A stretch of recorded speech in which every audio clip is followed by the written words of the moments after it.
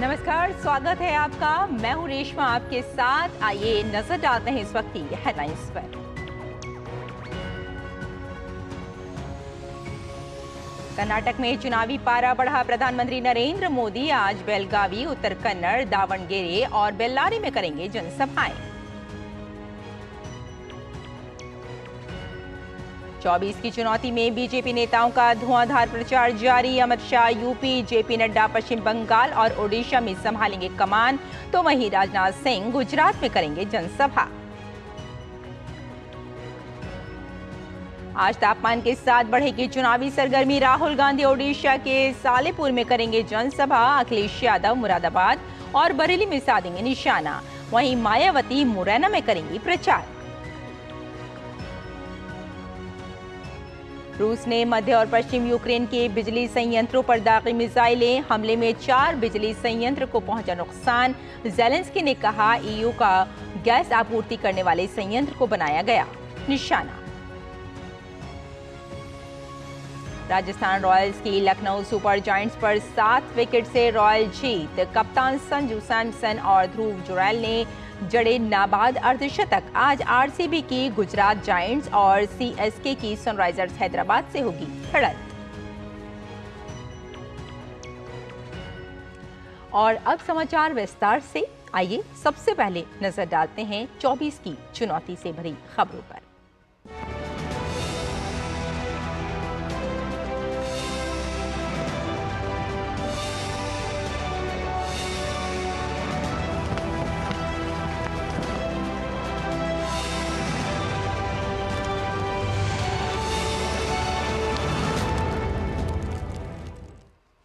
लोकसभा चुनाव के बाकी 5 चरणों के लिए राजनीतिक दल जनसभाएं, रैलियां और रोड शो करने में जुटे हैं।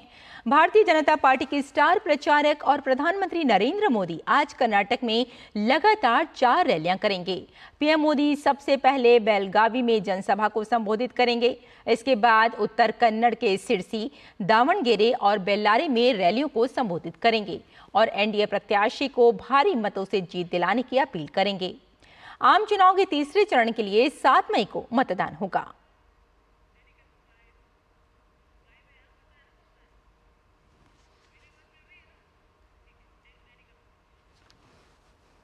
और बेलगाम लोकसभा सीट कर्नाटक की सबसे प्रमुख सीटों में से है। तीसरे चरण में इस लोकसभा सीट पर 7 मई को मतदान होना है और यहां से 2021 के उपचुनाव और 2019 के आम चुनावों में भाजपा ने जीत दर्ज की थी। बहरहाल भाजपा ने कर्नाटक के पूर्व मुख्यमंत्री जगदीश शेट्टार को चुनाव मैदान में उतारा है। वहीं कांग्रेस ने मृणाल हेबालकर को टिकट दिया है, जो कि राज्य की महिला एवं बाल विकास मंत्री लक्ष्मी हेबालकर के पुत्र हैं। मृणाल हेबालकर से बात की डीडी न्यूज संवाददाता चंद्रशेखर ने। बेलगाम लोकसभा सीट से कांग्रेस के प्रत्याशी मृणाल हेबालकर जी हमारे साथ मौजूद हैं। हम उनसे बात करते हैं कि इस बार किस तरह से फाइट देख रहे हैं। ये जो तरह से शेट्टार आ गए हैं आपके मुकाबले में। इस बार फाइट बहुत बढ़िया चल रहा है। कर्नाटका स्टेट में कांग्रेस का गवर्नमेंट है, हमारा सरकार है। जो भी हमारे गवर्नमेंट ने जो चुनाव से पहले उन्होंने जो वायदा किया था, वो वायदा पूरा वो करते हुए आज सभी जगह पे मैं जा रहा हूँ, सभी इलाके में जा रहा हूँ, सभी वर्ग के लोगों से मिल रहा हूँ। और जो भी वायदा यहाँ के जो सांसद थे, जिन्होंने 20 साल से जो वादा करते आ रहे हैं, जो उन्होंने बताया था, जो बेलगाम को स्मार्ट सिटी का दर्जा वो देंगे या यहाँ के युवकों को ज़्यादा से ज़्यादा रोज़गार मिलने के उनका कोशिश था, वो सब नाकामयाब वो हो गए हैं। तो इस बार बहुत अच्छा माहौल है, बदलाव का जो वेव है वो चल रहा है, बहुत कॉन्फिडेंट है। लेकिन जगदीश शेट्टार से बात हुई हमारी, तो कह रहे हैं कि एंटी इनकम्बेंसी का हमें फ़ायदा होगा, राज्य सरकार की जो एंटी इनकम्बेंसी है उसका हमें फ़ायदा होगा। आपको कैसा लगता है इसको देख के? वो कौन से सरकार का एंटी इनकम्बेंसी बात कर रहे हैं वो मुझे पता नहीं, क्योंकि 2 सरकार है। एक तो केंद्र सरकार है और एक राज्य सरकार है। राज्य सरकार तो अभी बना है और राज्य सरकार ने जो वायदे किया था वो सभी वायदा पूरा किया है। मेरे ख्याल से जगदीश शेट्टार साहब शायद केंद्र सरकार के बारे में बोलते रहेंगे। जिस तरह से आज यूथ बेलगाम को देखता है, जिस तरह से आज यूथ बेलगाम को इमेजिन करता है, हमारा बेलगाम को हम लोग क्या बोलते हैं कि कर्नाटका स्टेट का 2nd कैपिटल बोलते हैं। सीरियसली आज यूथ इस मुकाम पे आकर खड़ा है कि बेलगाम को 2nd कैपिटल की तरह बनाना है। ये हमारा पहला मुद्दा है और इस हिसाब से इस मुद्दे पे आज यूथ भी ज़्यादा से ज़्यादा जुड़ रहा है, क्योंकि एक यूथ को टिकट मिला है केंद्र सरकार की जो योजना जो आते हर एक सांसद के क्षेत्र में जो आते उनका प्रॉपर इम्प्लीमेंटेशन होना चाहिए। वो जो भी योजना है वो सिर्फ योजना के नाम के तहत नहीं होना चाहिए। बेलगाम के लिए जो भी चाहिए वो यहाँ का पल्स मैं जानता हूँ, यहाँ का पल्स के हिसाब से काम करना मुझे बेहतर आता है, मैं बताना चाहता हूँ। धन्यवाद। तो भले ही जगदीश शेट्टार जो कि एक्स सीएम रहे हैं कर्नाटका के, वो उनके सामने खड़े हों, लेकिन मृणाल को हमारा यकीन है क्योंकि वो यूथ हैं और युवा एक नेता हैं, उनका विजन है और जनता उस पर विश्वास करेगी और उनको वोट कास्ट करेगी।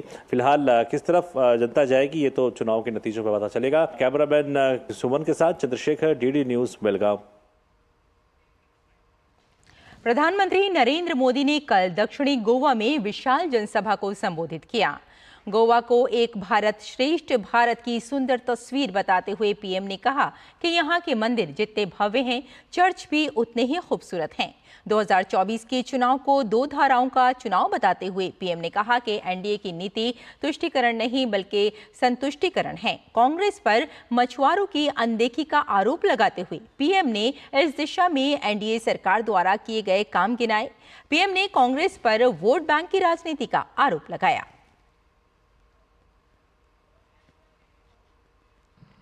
कांग्रेस एससी, एसटी, ओबीसी के हक में से एक हिस्सा अपने वोट बैंक को देना चाहती है। कर्नाटका में इन्होंने ये काम शुरू भी कर दिया है। कांग्रेस का प्लान आपकी संपत्ति पर 55% टैक्स लगाने का है। कांग्रेस के शाहजादे की उनकी विदेश यात्राओं का राज खुल गया है। वहां से कांग्रेस के शाहजादे के एक एक्सरे मशीन लाए हैं और पब्लिकली बोलते हैं कि उनकी सरकार बनने के बाद देश का एक्सरे किया जाएगा। और एक्सरे मशीन से कांग्रेस आपकी संपत्ति की जांच करके उसे अपने वोट बैंक में बांटना चाहती है। और पीएम ने ईवीएम को लेकर विपक्षी दलों के दुष्प्रचार की आलोचना की। पीएम ने कहा कि सुप्रीम कोर्ट ने इस मामले में दूध का दूध पानी का पानी कर दिया है। पीएम ने कहा कि कांग्रेस को देश से माफी मांगनी चाहिए। इन्होंने भारत के लोकतंत्र के खिलाफ अविश्वास पैदा करने की कोशिश की, लोगों को भड़काने की कोशिश की, लेकिन सुप्रीम कोर्ट ने दूध का दूध और पानी का पानी कर दिया। सुप्रीम कोर्ट ने साफ कह दिया कि ईवीएम सही है, ईवीएम से होने वाला चुनाव सही है। ईवीएम के उपयोग से भारत का लोकतंत्र मजबूत भी हुआ है, भारत का लोकतंत्र आधुनिक भी हुआ है। उत्तर प्रदेश में बीजेपी का धुआंधार प्रचार अभियान जारी है। भारतीय जनता पार्टी के वरिष्ठ नेता अमित शाह आज एटा के कासगंज, मैनपुरी और इटावा में सभाएं करेंगे। वे कानपुर में लोकसभा चुनाव के सिलसिले में पार्टी कार्यकर्ताओं से भी मुलाकात करेंगे। तीसरे चरण में यूपी की 10 लोकसभा सीटों पर 7 मई को मतदान होना है।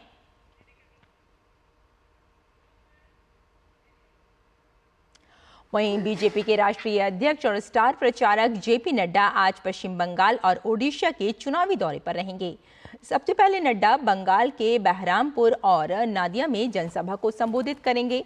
बाद में नड्डा का ओडिशा के गंजाम जिले में जनसभा को संबोधित करने का कार्यक्रम है।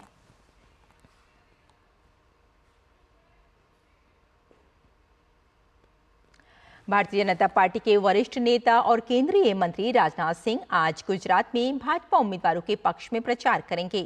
राजनाथ सिंह आज सुबह अहमदाबाद में एक संवाददाता सम्मेलन को संबोधित करेंगे और बाद में खंपात और भावनगर में चुनावी रैलियों को संबोधित करेंगे।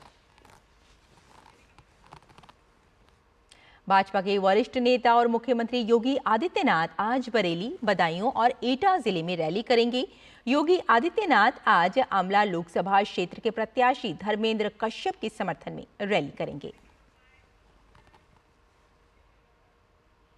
विपक्षी इंडी गठबंधन के पार्टियों के नेता भी चुनाव प्रचार में जोर शोर से लगे हुए हैं। कांग्रेस नेता राहुल गांधी आज ओडिशा के 4 लोकसभा क्षेत्रों कटक, केंद्रपाड़ा, जाजपुर और जगत सिंहपुर में होने वाली रैलियों में शामिल होंगे। उधर इंडी गठबंधन में शामिल समाजवादी पार्टी के प्रमुख और यूपी के पूर्व सीएम अखिलेश यादव आज मुरादाबाद, बरेली और संभल में अपने उम्मीदवारों के समर्थन में रैली करेंगे। उधर दिल्ली के मुख्यमंत्री अरविंद केजरीवाल की पत्नी सुनीता आज भी दिल्ली में रोड शो करेंगी और आम आदमी पार्टी के उम्मीदवारों के लिए वोट मांगेंगी। बसपा प्रमुख मायावती मध्य प्रदेश में हुंकार भरेंगी और मुरैना में चुनावी जनसभा को संबोधित करेंगी। मणिपुर बाहरी संसदीय क्षेत्र में 3 विधानसभा क्षेत्रों के 6 मतदान केंद्रों पर पुनर्मतदान होगा और मणिपुर में 26 अप्रैल को हुए चुनाव के बाद राज्य के मुख्य चुनाव अधिकारी ने पत्र जारी कर इन केंद्रों पर 30 अप्रैल को दोबारा मतदान कराने की घोषणा की है। चुनाव आयोग की ओर से जारी पत्र के अनुसार मणिपुर संसदीय क्षेत्र के अखरूल विधानसभा के 4 मतदान केंद्रों के अलावा चिनगई और करोंग के एक और मतदान केंद्र पर मतदान होगा। फिर से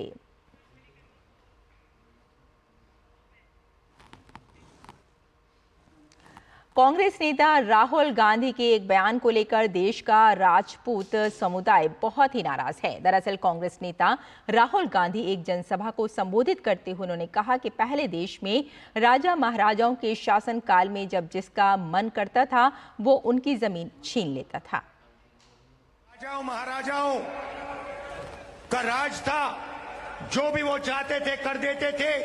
किसी की जमीन चाहिए होती थी उठा के ले जाते थे। कांग्रेस पार्टी और हमारे कार्यकर्ताओं ने देश की जनता के साथ मिलकर आजादी प्राप्त की, लोकतंत्र लाए और संविधान देश को दिलवाया।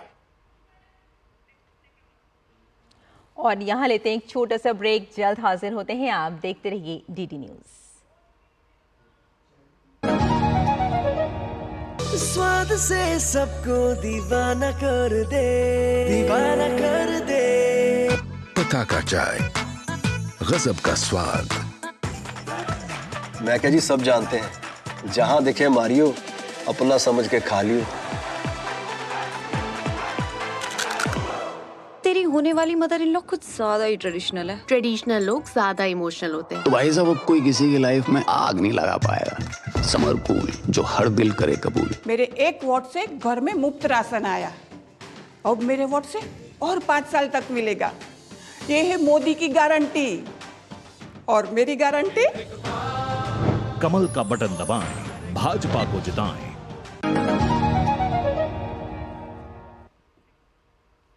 ब्रेक के बाद एक बार फिर आपका स्वागत है। आइए कुछ और खबरों की ओर बढ़ते हैं। कांग्रेस महासचिव केसी वेणुगोपाल ने कहा कि पार्टी 1-2 दिन में उत्तर प्रदेश की लंबित सीटों सहित लोकसभा उम्मीदवारों की अपनी अगली सूची जारी करेगी।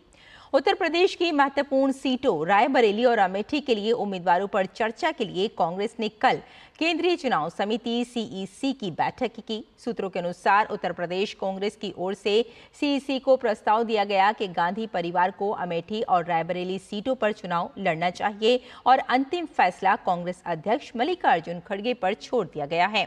अब तक कांग्रेस ने 7 चरण के लोकसभा चुनाव के लिए 308 उम्मीदवारों की घोषणा की है। और कर्नाटक के दावणगेरे सीट से भाजपा ने इस बार गायत्री सिद्धेश्वर को मैदान में उतारा है। इससे पहले इस सीट से भाजपा के जीएम सिद्धेश्वर ने लगातार 4 बार जीत हासिल की है। इस बार भाजपा ने जीएम सिद्धेश्वर की पत्नी गायत्री सिद्धेश्वर पर दांव लगाया है। गायत्री सिद्धेश्वर की उम्मीदवारी पर जीएम सिद्धेश्वर ने बात की हमारी संवाददाता आयशा खानम से। मेरे साथ हैं सिद्धेश्वर जी, जो यहाँ से लगातार 4 बार बीजेपी के सांसद रह चुके हैं और इस बार उनकी पत्नी गायत्री सिद्धेश्वर मैदान में हैं। बात करते हैं सिद्धेश्वर जी से, गायत्री जी के लिए कितना रिस्पांस मिल रहा है और बीजेपी की क्या यहाँ पर स्थिति नजर आ रही है आपको? मैं ऑटो तो क्षेत्र में भी, दहेज का क्षेत्र में प्रवास किया है। सभी लोग बोलता है अभी तीसरी बार मोदी जी को प्रधानमंत्री करने के वास्ते हम लोग तैयार है। सब लोग बोल रहे हैं इसका वास्ते 101% इधर भारतीय जनता पार्टी का मेरा पत्नी जीतेगा। और मैं भी मोदी सरकार आने के बाद में 10 साल इधर कम से कम 15,000 करोड़ का काम किया है। कांग्रेस के वरिष्ठ नेता शामनूर ने जो अटैक किया गायत्री जी पर और कहा कि महिलाओं की जगह किचन में होती है, महिलाएं क्या कर लेंगी, तो ये इस तरह की जो टिप्पणी थी खासकर महिलाओं को लेकर, ये किस तरह से देखी जा रही है वोटर्स के बीच में? हमारा हिंदू संस्कृति में महिला रसोई घर में रहता है। 99% रसोई घर में काम करता है। बहुत लोग, हर फैमिली, कोई भी फैमिली में पूछ लीजिए, ये शामनूर शिवशंकर का फैमिली में रसोई घर में काम करता हमको तो मालूम नहीं।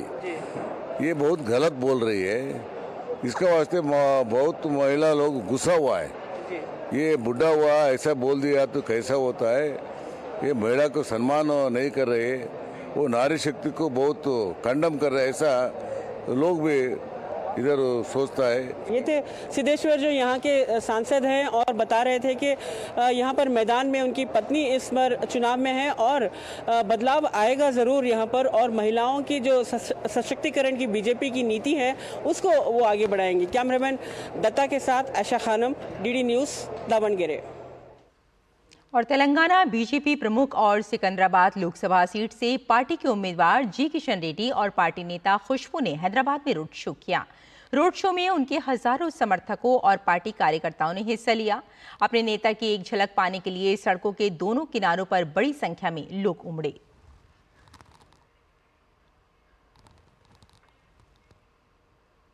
मध्य प्रदेश की राजधानी भोपाल में मतदाता जागरूकता कार्यक्रम के तहत ट्रांसजेंडर्स फैशन शो का आयोजन किया गया।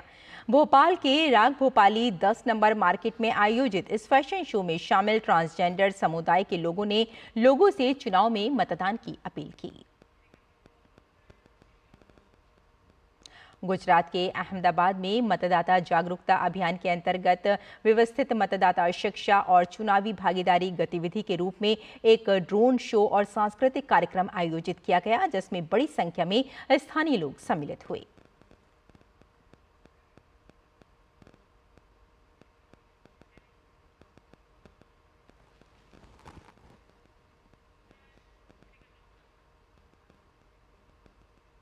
तो ये थी 24 की चुनौती से जुड़ी कुछ खबरें।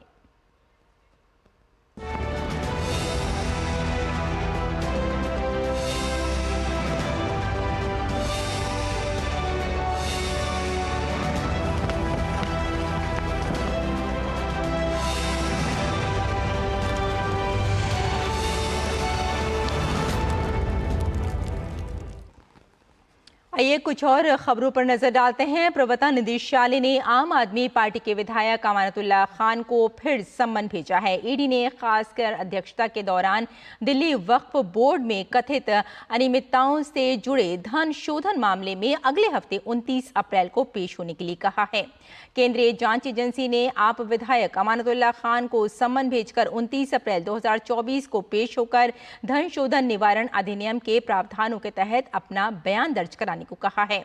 ओखला विधानसभा सीट से पार्टी के 50 वर्षीय विधायक अमानतुल्लाह खान ने केंद्रीय एजेंसी ने पिछले हफ्ते लगभग 13 घंटे तक पूछताछ की थी। उल्लेखनीय है कि राउस एवेन्यू कोर्ट ने विधायक अमानतुल्लाह खान को Delhi Waqf board money laundering मामले में सम्मन में कथित रूप से उपस्थित न होने के लिए उनके खिलाफ दायर प्रवर्तन निदेशालय की हालिया शिकायत के संबंध में कल जमानत दी है। अतिरिक्त मुख्य मेट्रोपॉलिटन मजिस्ट्रेट दिव्या मल्होत्रा ने उन्हें 15,000 रुपए के निजी मुचलके और इतनी ही राशि की जमानत पर बेल दिया था। उत्तर प्रदेश के नोएडा सेक्टर 65 में मैनापुर औद्योगिक क्षेत्र के गोदाम में भीषण आग लग गई है। सूचना मिलते ही फायर ब्रिगेड की गाड़ियां पहुंच गई हैं। मौके पर दमकल की 7 गाड़ियां उपस्थित हैं। आग बुझाने की कोशिश जारी है। वहीं आग लगने के कारणों का पता लगाया जा रहा है।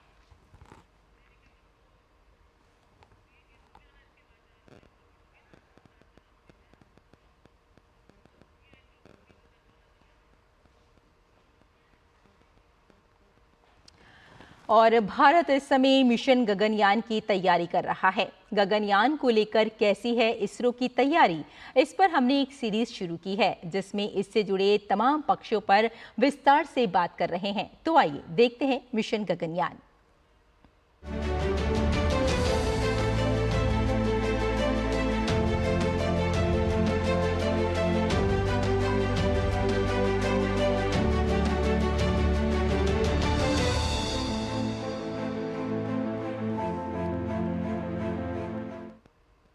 तो गगनयान सीरीज के आज के अंक में हम बात करेंगे कि अंतरिक्ष में जब हवा नहीं तो अंतरिक्ष यात्री सांस कैसे लेते हैं, साथ ही वायुमंडल के बिना वो आपस में बातचीत कैसे करते हैं। ये सारी बातें आइए जानते हैं।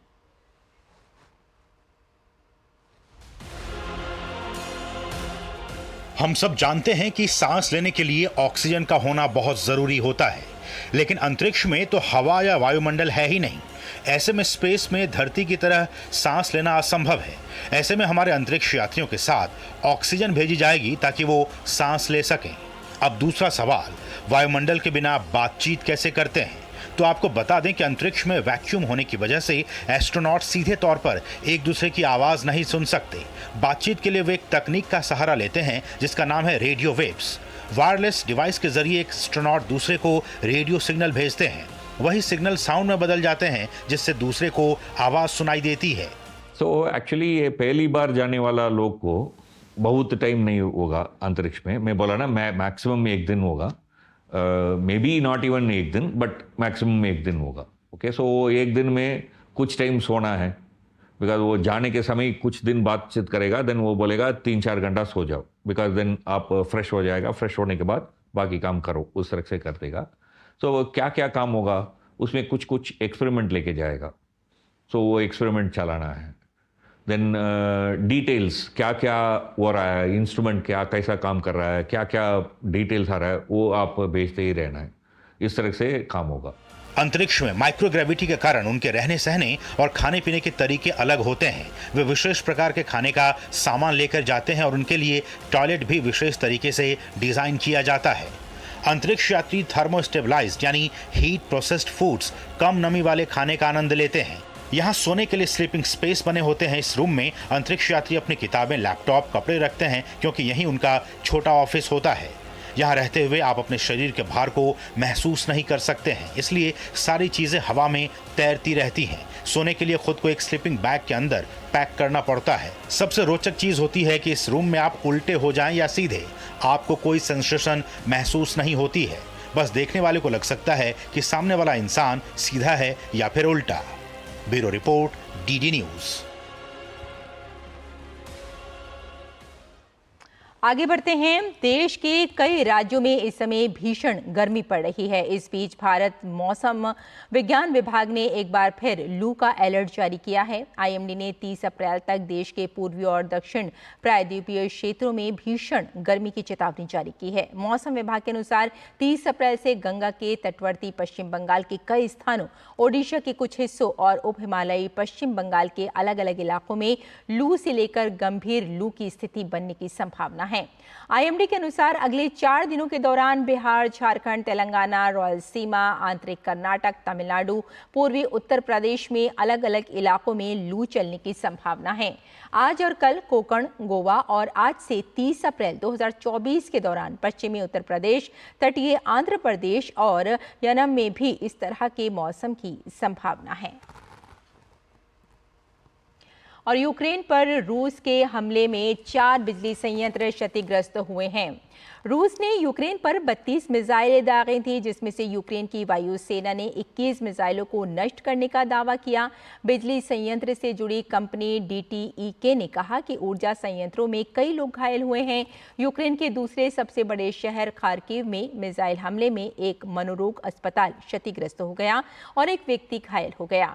यूक्रेन के राष्ट्रपति वोलोडिमिर ज़ेलेंस्की ने कहा कि रूस के हमले में यूरोपीय संघ को गैस आपूर्ति करने वाले संयंत्र प्रभावित हुए हैं।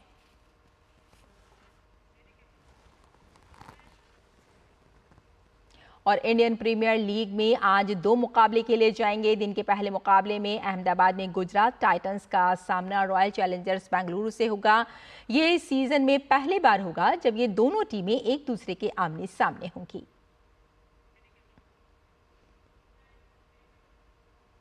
आज दिन के दूसरे मुकाबले में चेन्नई सुपर किंग्स और सनराइजर्स हैदराबाद की टीम एक दूसरे के खिलाफ होंगी।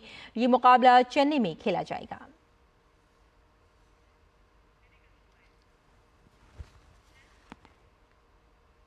तो हमारे इस बुलेटिन में फिलहाल इतना ही। अनुमति दी। नमस्कार।